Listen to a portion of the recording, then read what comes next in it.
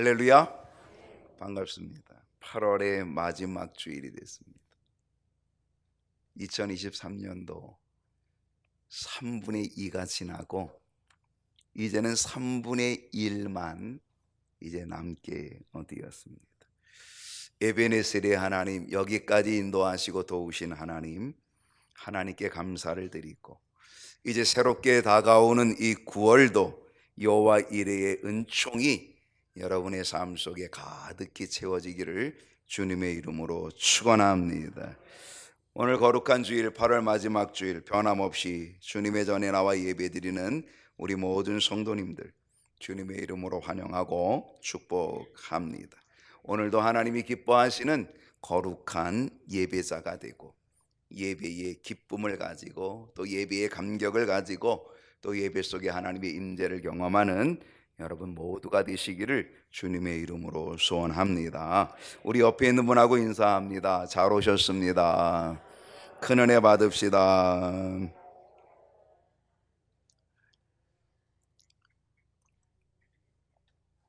오늘 함께 은혜 받을 말씀의 제목을 우리가 다 같이 한번 읽어봅시다. 시작. 바벨탑 아시나요? 바벨탑은 믿는 자든지 안 믿는 자든지 거의 대부분 알고 있는 게 바벨탑입니다. 바벨탑 하면 그들은 이 바벨탑을 어떤 대명사로 쓰기도 합니다. 여러분은 바벨탑 하면 어떤 생각을 가지고 계십니까? 이 바벨탑은 이상하게 이젠 대명사로 대치되는데 무엇이냐? 헛된 거라는 거죠. 무너진다는 거죠.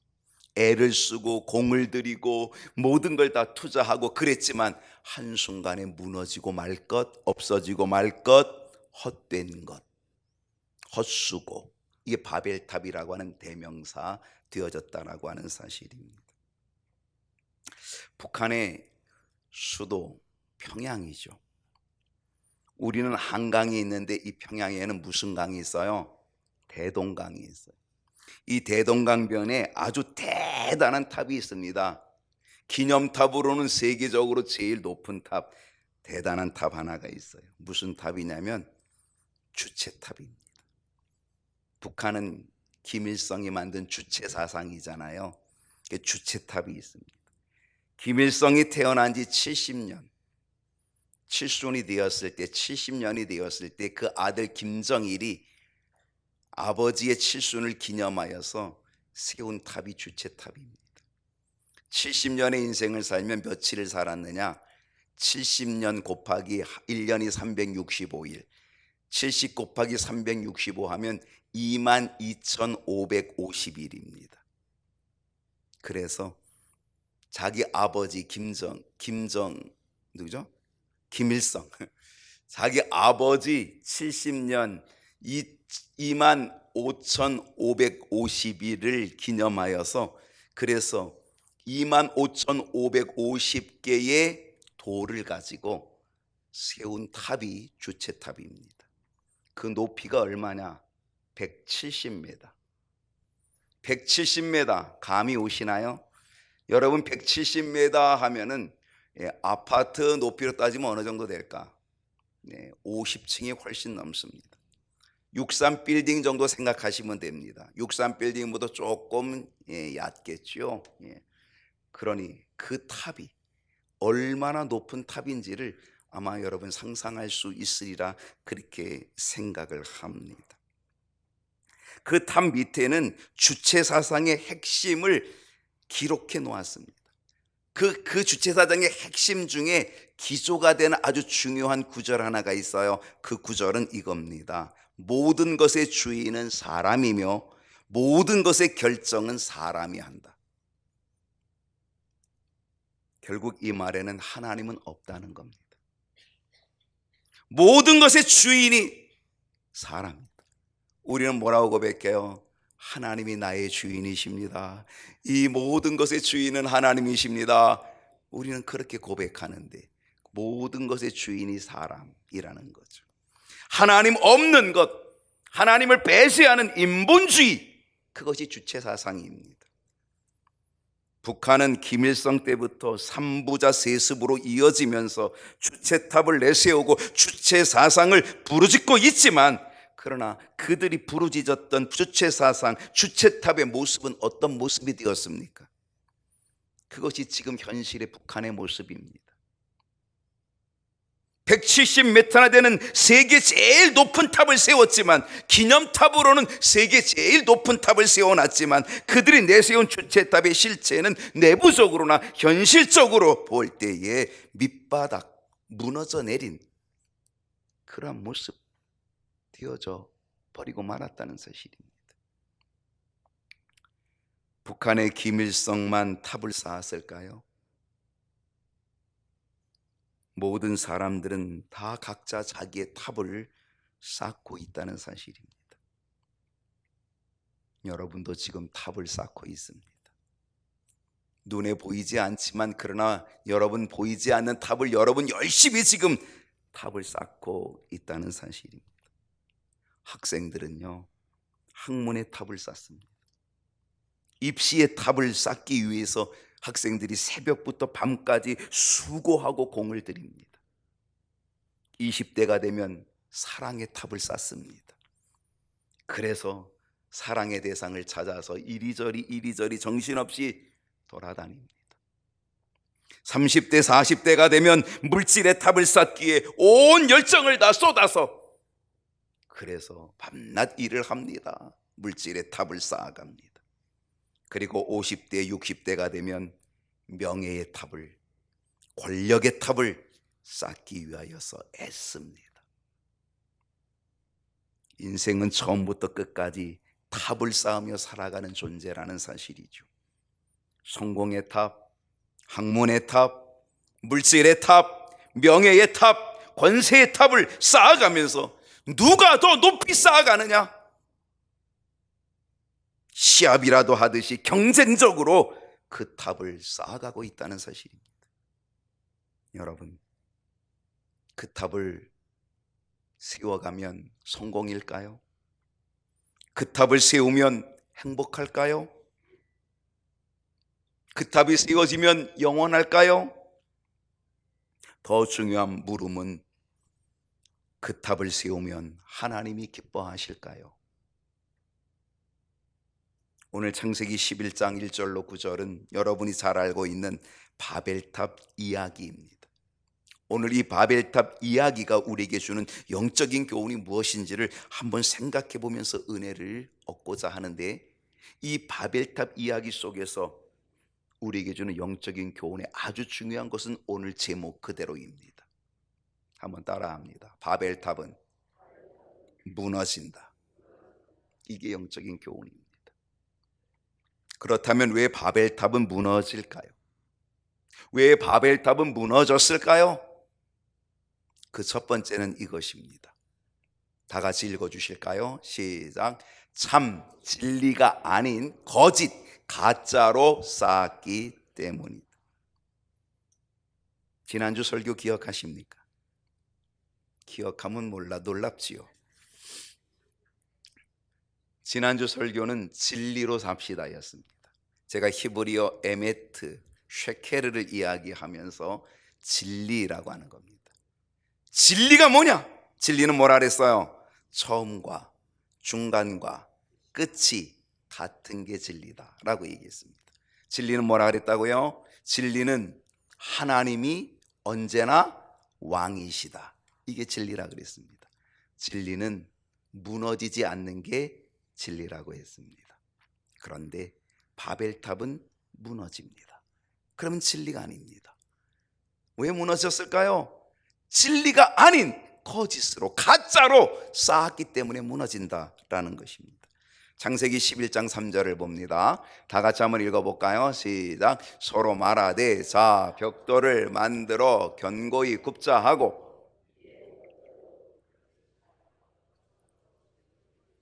여러분, 이 3절에서 아주 중요한 단어 하나가 나옵니다. 그게 뭐냐면 대신이라는 것입니다.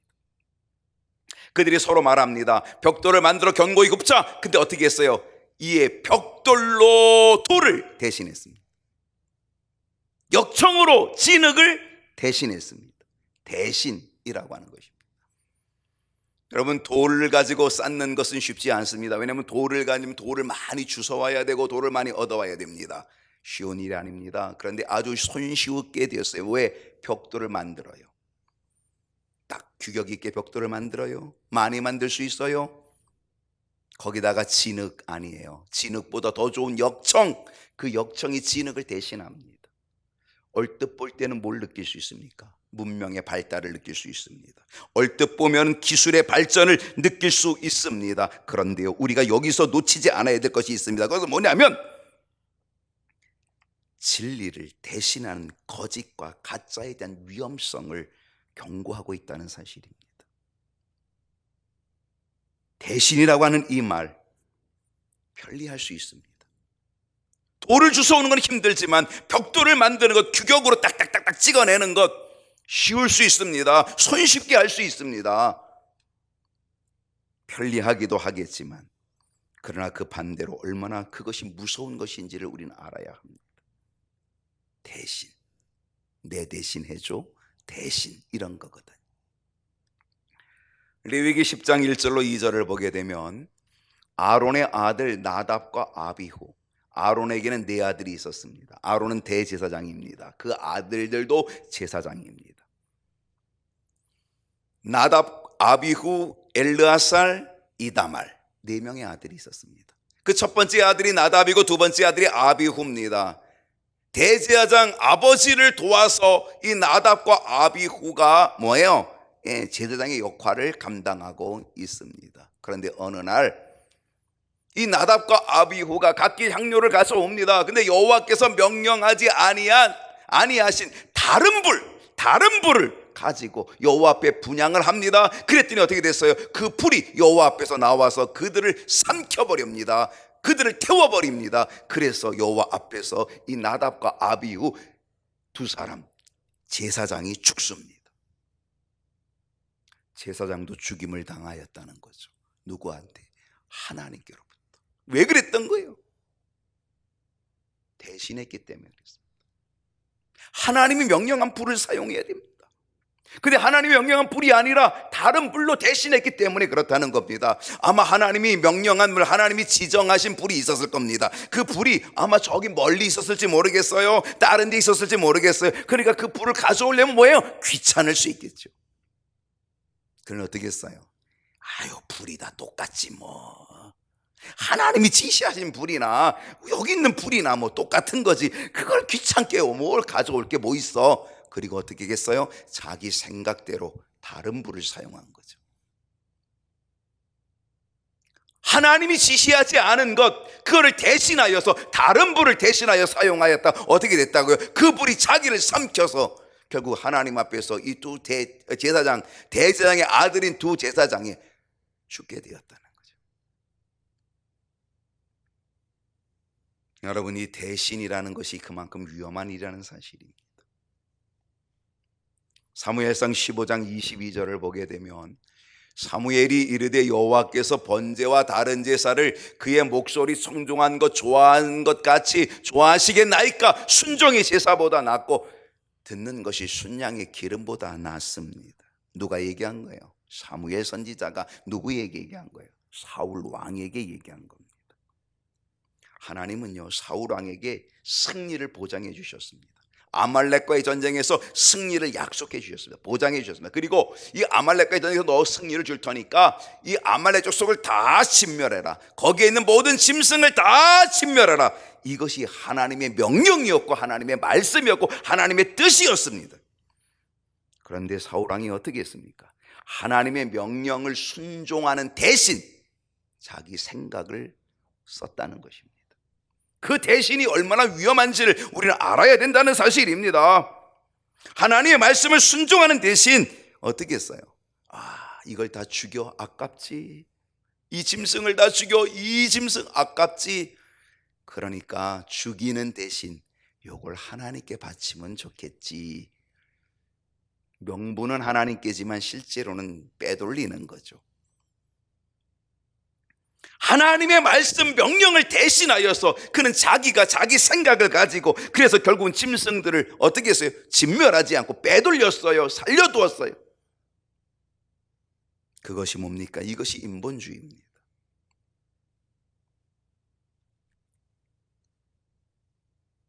짐승을 죽이는 대신 살려줘서 하나님께 바치면 그럴듯하겠죠. 좋아 보일 듯 하겠지요. 그러나 그것이 인본주의요. 그것이 바벨탑을 쌓는 모습이 되고 만다는 것입니다. 결국 이 일로 인하여서 사울왕은 하나님께로부터 버림받는, 그의 왕권이 무너지는 결과를 초래하게 되었다는 사실입니다. 대신하는 것은 위험한 일입니다. 무서운 일입니다. 사도행전 4장 12절을 보게 되면 다른 이로서는, 다 같이 읽어볼까요? 시작. 다른 이로서는 구원을 받을 수 없나니 천하 사람 중에 구원을 다른 이름을 우리에게 주신 일이 없음이라 하였더라. 다른 이름 없다는 거예요. 우리가 구원받을 다른 이름 없어요. 우리가 구원받을 이름은 무슨 이름? 예수 이름. 예수 이름 외에 다른 이름, 천하 사람 중에, 천하 만민 사람 중에 구원을 받을 만한 다른 이름을 우리에게 주신 적이 없어. 딱 하나 줬어. 누구? 당신의 아들 예수 그리스도만이 구원의 길로 주셨어요. 주님을 대신할 아무것도 누구도 없다는 사실이죠.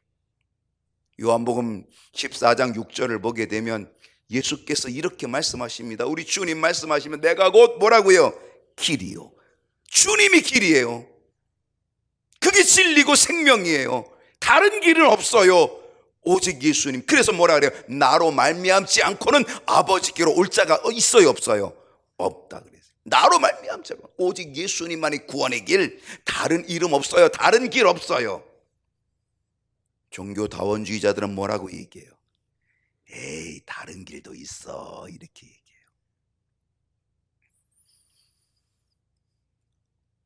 구원이라고 하는 목적, 그 목표, 그 구원이라고 하는 목표에 이르는 길은 하나가 아니야.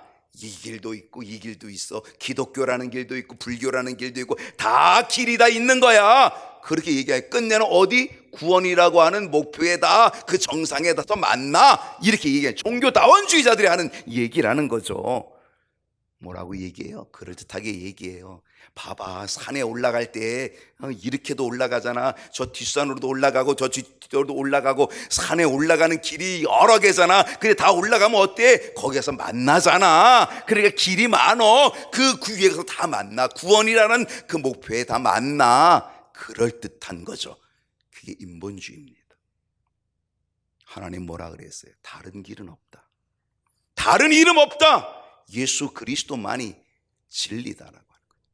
길이요 진리요 생명이라 라고 하는 거죠. 근데 어떻습니까?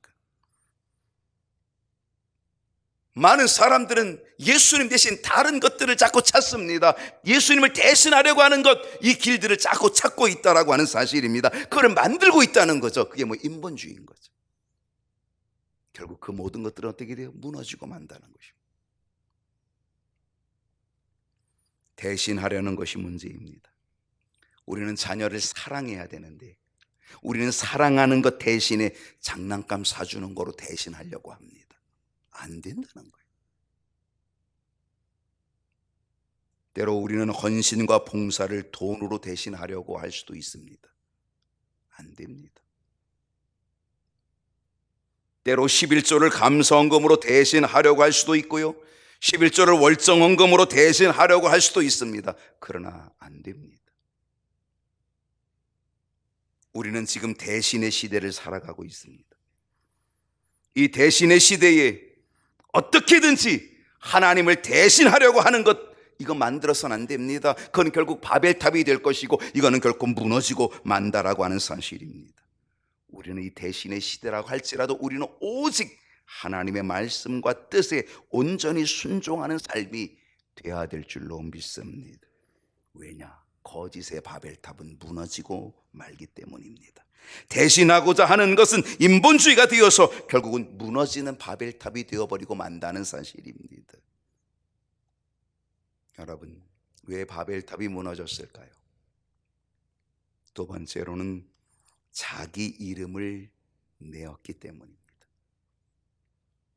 창세기 11장 4절을 봅시다. 자, 다 같이 읽어봅시다. 시작. 또 말하되 자 성읍과 탑을 건설하여 그 탑 꼭대기를 하늘에 닿게 하여 우리 이름을 내고 온 지면에 흩어짐을 면하자 하였더니, 그들이 왜 성읍을 쌓고 왜 탑을 건설하고 그 꼭대기를, 탑의 꼭대기를 어떻게 했다고요? 하늘에 닿게 하여. 하늘에 닿게 하여. 뭐 하려고 한 거예요? 그 바벨탑을 왜 세우려고 했던 거예요? 뭐 하자고? 그렇게 해서 우리 이름을 내자. 이름을 내자라고 하는 거예요. 그 탑을 쌓는 목적은 이름을 내는 것이었어요. 북한의 김일성이 주체탑 170m짜리를 만들고 자신의 이름을 냈습니다. 왜냐하면 기념탑으로는 세계에서 가장 높은 탑이니까 자기 이름을 낼 만하지요.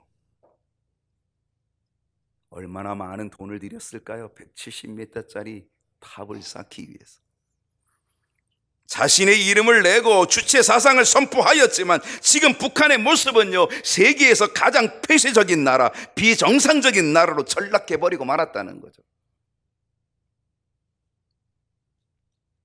그들이 높이 세워놨지만 그 주체탑은 결국은 바벨탑이 되어버리고 보기 좋게 무너져 내린 꼴이 되어버리고 말았다는 사실입니다.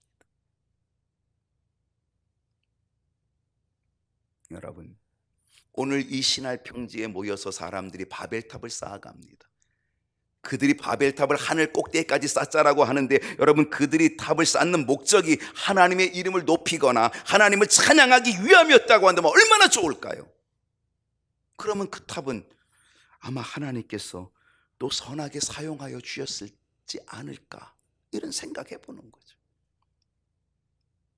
그러나 그들이 탑을 세운 목적이 뭡니까? 그 탑을 하늘 끝까지 닿게 하는 그 탑을 세우려고 하는 그 목적은 오직 자기들의 이름을 내는 것이 목적이었다는 거죠. 그래서 그 바벨탑은 결국 어떻게 돼요? 무너지고 말았다는 것입니다.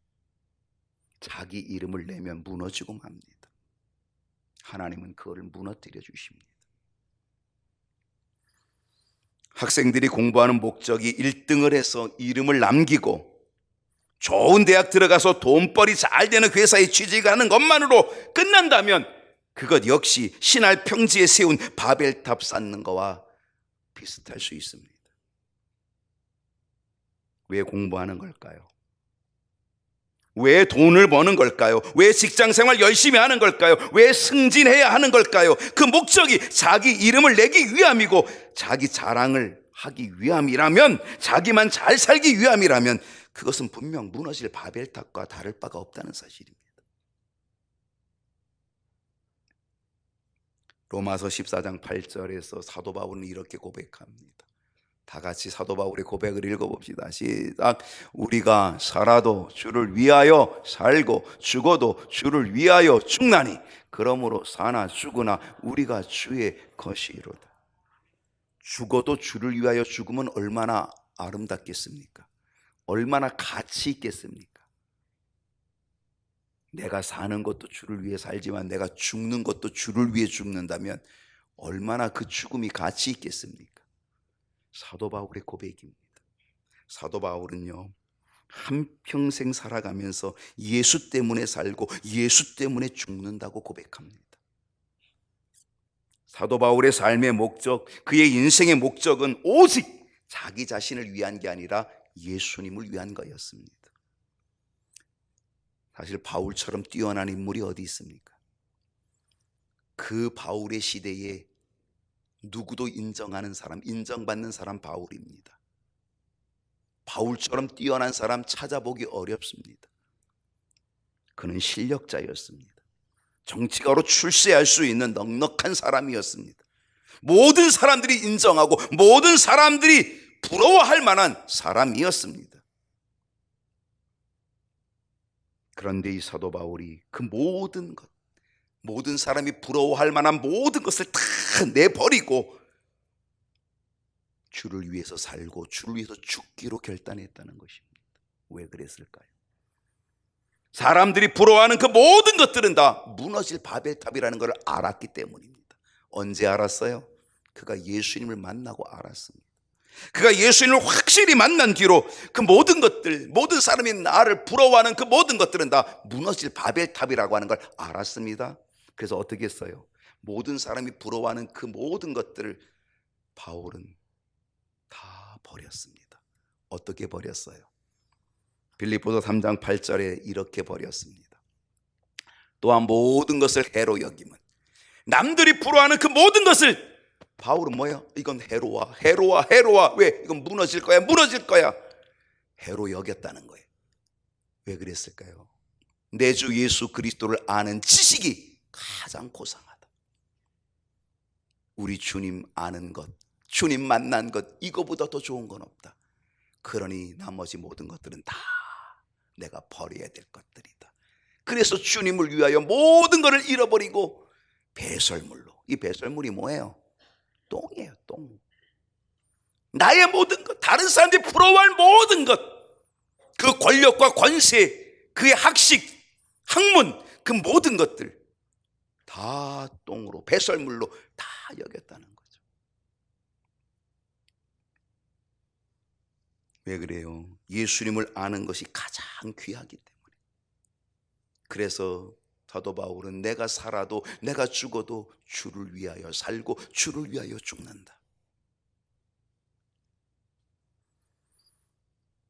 사도 바울은요, 그 인생을 자신의 이름, 자신의 영광이 아니라 오직 주님의 이름, 주님의 영광을 위한 삶을 사는 사람이 사도 바울이었다는 거예요. 그렇기 때문에 그의 삶은, 그의 인생은 결코 무너질 수 없었던 거죠. 그의 인생은 바벨탑, 무너지는 바벨탑이 아니었던 거죠. 하나님이 기뻐하는 영광의 삶을 살았던 것. 그래서 지금도 우리 모두 다 이 사도 바울을 존경하잖아요. 예수님처럼, 바울처럼 그렇게는 살 수 없을까라고 찬송도 부르면서 우리는 바울을 그렇게 존경하고 있는 것 아니겠습니까? 이제 우리는 공부를 해도, 우리는 돈을 벌어도, 사업을 해도, 직장 생활을 해도 하나님의 영광과 하나님의 이름을 높이는 삶이 되어서 무너질 바벨탑 벗어버리고 하나님이 기뻐하는 삶 살아갈 수 있기를 축복합니다. 왜 바벨탑이 무너졌을까요? 하나님의 뜻을 거역했기 때문입니다.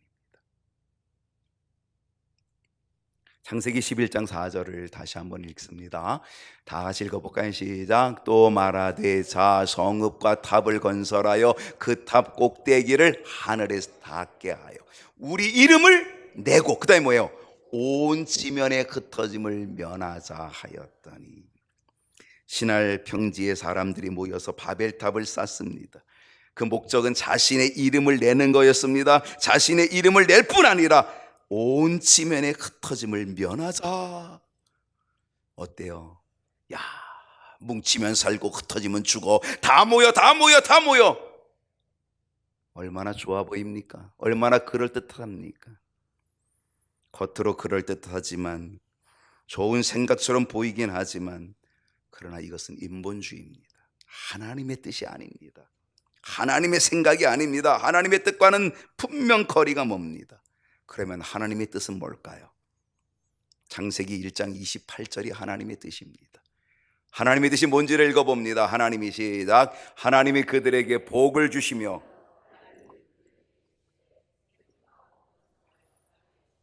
땅을 정복하라. 바다의 물고기와 하늘의 새와 땅에 움직이는 모든 생물을 어떻게 해라? 다스리라 하시니라. 모여서 살라, 뭉치면 살고 흩어지면 죽는다, 모여 살라, 이렇게 말한 게 아닙니다. 하나님 어떻게 말씀했어요? 하나님은요, 이 창조의 목적이 뭐예요? 이 하나님이 창조하시고 모든 걸 주신 목적이 뭐예요? 생육해라, 번성하라, 땅에 충만하라, 땅을 정복하라, 땅을 다스려라. 이게 하나님의 뜻이었다는 거예요. 그런데 신할 평지에 바벨탑을 쌓은 사람들은요, 하늘 꼭대기까지 탑과 성을 쌓아가지고 흩어짐을 면하자라고 했던 거죠. 그것은 하나님의 뜻을 거역하는 모습이 되었고, 그 거역하는 것, 이 바벨탑이 되어서 결국 무너지고 말게 되었다는 사실입니다. 사도행전 1장 4절에서 부활하신 예수님이 하늘로 승천하여 올라가기 바로 전에 제자들에게 주신 메시지가 바로 이겁니다. 사도와 함께 모이사 그들에게 분부하여 이르시되 예루살렘 떠나지 말라. 떠나지 마. 모여 함께 있어야 돼. 떠나지 말라. 내게 들은 바 아버지께서 약속하신 것 기다려라. 아버지가 약속하신 게 뭐예요? 성령. 성령이 너에게 임할 때까지 너희들 예루살렘 절대 떠나지 마. 예루살렘 꼭 지켜야 돼. 거기서 성령을 받아야 돼. 하나님이 약속한, 아버지가 약속한 성령을 받아야 돼. 그때까지 너희들은 꼭 떠나지 마. 주님 그렇게 말씀했습니다. 흩어지지 말라는 거예요. 떠나지 말라는 거예요. 이렇게 말씀하신 주님이요, 이 4절인데 8절로 가면 뭐라고 말씀하셨는지, 오직 성령이 너에게 임하시면, 아버지께서 약속하신 성령이 너에게 임하여 너희들이 성령을 임하게 되면, 너희들이 성령을 받게 되면 어떻게 됐다? 권능을 받게 되는데, 그 권능을 받은 너희들은 어떻게 하라? 예루살렘에 모여 있지 말고 어떻게 흩어져? 예루살렘, 온 유대, 사마리아 어디까지 흩어져? 땅끝까지 흩어져 내 증인이 되라. 이게 우리 주님의 뜻이거든요.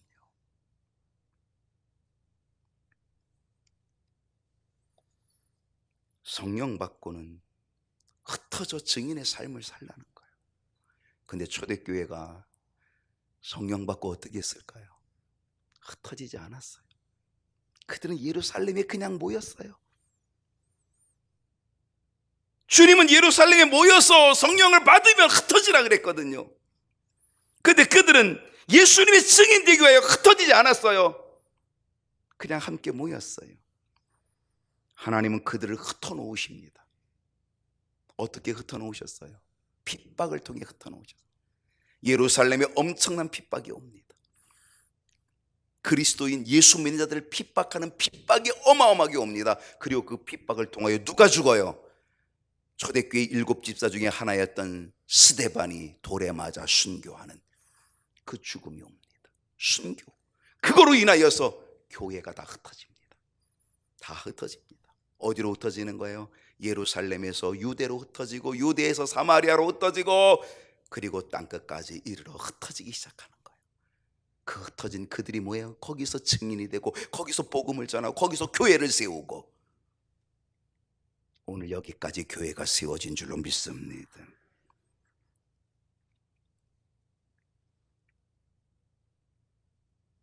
여러분, 바벨탑은 하나님의 뜻을 거스르는 거역입니다.